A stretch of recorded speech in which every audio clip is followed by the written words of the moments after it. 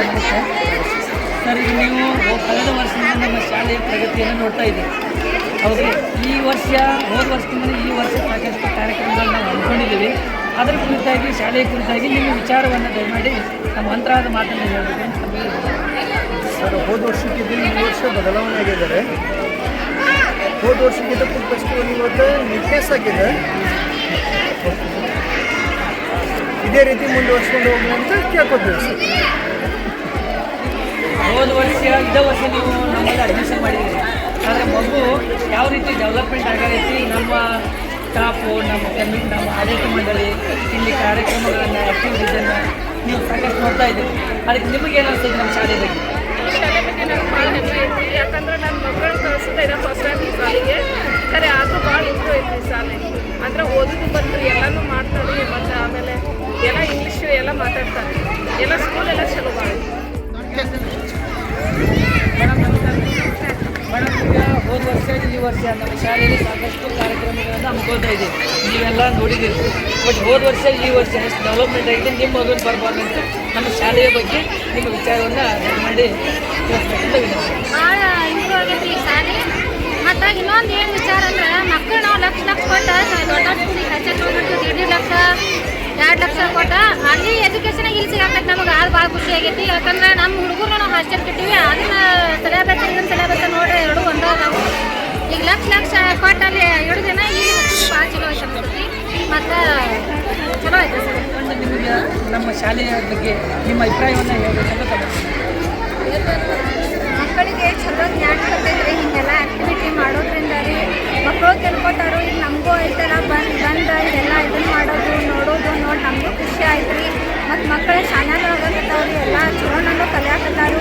School ಆ್ಯಕ್ಟಿವಿಟಿನೂ ಭಾಳ ಚಲೋ ಮಾಡ್ಸಕತ್ತಾರು. ಮತ್ತು ಸ್ಕೂಲ್ ಸ್ಟಾಫು ಭಾಳ ಚಲೋ ಅದಾರು, ರೆಸ್ಪಾನ್ಸು ಮಾಡ್ತಾರು. ಮತ್ತು ಮಕ್ಕಳನ್ನು ಪೈಲಾಕ್ಸಿಂದ ಈಗ ಮತ್ತು ತಿಳುವಳಿಕೆನೂ ಹೆಚ್ಚಿಗೆ ಐತ್ರಿ. ಜ್ಞಾನನೂ ಭಾಳ ಚಲೋ ಐತ್ರಿ ಇಲ್ಲಿದ್ರಿ. ಹಚ್ಚಿರ ಹಿಂಗೆ ಸ್ಕೂಲ್ ಇರ್ಬೇಕನ್ನೋದು ನಮ್ಮದು ಆಸೆ ಐತ್ರಿ. ಅದು ನಮಗೆ ಹೆಂಗೆ ಅನ್ಸಿಕೈತ್ರಿ ಹಂಗೆ ಸ್ಕೂಲು ಸಿಕ್ಕೈತ್ರಿ, ಸ್ಟಾಫು ಸಿಕ್ಕೈತ್ರಿ. ಮತ್ತು ಭಾಳ ಚಲೋ ಐತಿ ಸರ್. ಈಗ ನೀವು ನಮ್ಮ ಶಾಲೆಗೆ ಈ ವರ್ಷ ಅಡ್ಮಿಷನ್ ಮಾಡಿದ್ದೀವಿ.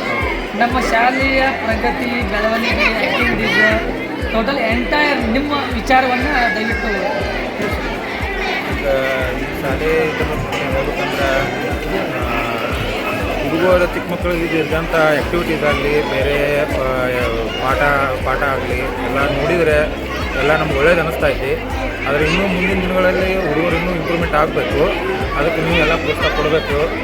ಆದರೂ ನಾವು ಬೇರೆ ಏನು ಹೇಳೋಕ್ಕಾಗಲ್ಲ. ಆದರೆ ಮೊದಲಿನ ಸ್ಕೂಲ್ಗಳು ನೋಡಿದರೆ ಈಗಿನ ಸ್ಕೂಲ್ಗೂ ತುಂಬ ವ್ಯತ್ಯಾಸ ಐತಿ. ಹುಡುಗರು ಆದರೂ ಭಾಳ ಇಂಪ್ರೂವ್ಮೆಂಟ್ ಆಗಿದ್ದಾರೆ. ಅದು ಇನ್ನೂ ಹೆಚ್ಚಿನ ಇಂಪ್ರೂವ್ಮೆಂಟ್ ಆಗಬೇಕು. ಮತ್ತು ಇವತ್ತಿನಕ್ಕಂತ ಎಲ್ಲ ಫುಡ್ ಫೆಸ್ಟಿವಲ್ ಶಾಲೆ ಅದರ ಎಲ್ಲ ಡೈಲಿ ಇರುವಂಥ ಆ್ಯಕ್ಟಿವಿಟೀಸ್ ನಾವು ನೋಡ್ತಾ ಇರುವಂಥ ಗ್ರೂಪ್ ಒಳಗೆ ನೀವು ಕಳಿಸಿರುವಂಥ ಮಕ್ಕಳದ ಒಂದು ಪಾಠಗಳು, ಆಮೇಲೆ ಅವ್ರು ಮಾಡಿದಂಥ ಆ್ಯಕ್ಟಿವಿಟೀಸ್ಗಳು, ಅವ್ರು ಕೊಡುವಂಥ ಪ್ರೈಜು, ಅದೊಂದು ಅವ್ರಿಗೆ ಅವೇರ್ನೆಸ್ ಅನ್ನೋಕ್ಕಿಂತ ಅವ್ರಿಗೊಂದು ಪ್ರೋತ್ಸಾಹ ಆಗಬೇಕು, ಇನ್ಸ್ಪಿರೇಷನ್ ಆಗಬೇಕು. ಶಾಲೆಗೆ ಒಳ್ಳೆ ಹೊಸ ಕೀರ್ತಿ ತರಬೇಕಾದ್ರೆ ಹುಡುಗರು ಫಸ್ಟ್ ಇಂಪ್ರೂವ್ಮೆಂಟ್ ಆಗಬೇಕು. ಇಷ್ಟು ಹೇಳ್ತೀನಿ ನಾನು. ನಿಮ್ಮ ಮನದಾಗ ಮಾತನ್ನು ವ್ಯಕ್ತಪಡಿಸಬೇಕಂತ ವಿನಂತಿ. ನಾವು ಫಸ್ಟ್ ಟೈಮ್ ನಾವು ಈ ಸ್ಕೂಲಿಂದ ಹಚ್ಚಿದ್ವಿ.